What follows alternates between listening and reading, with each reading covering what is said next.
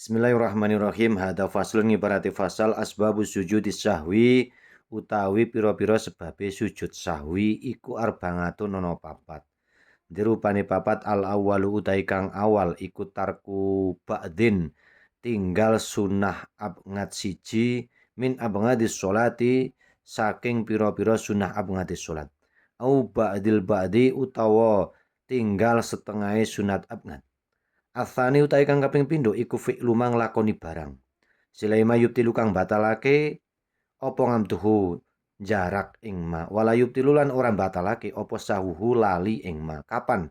Idza fa'alahu ing dalem nalikane nglakoni sapa wong ing ma.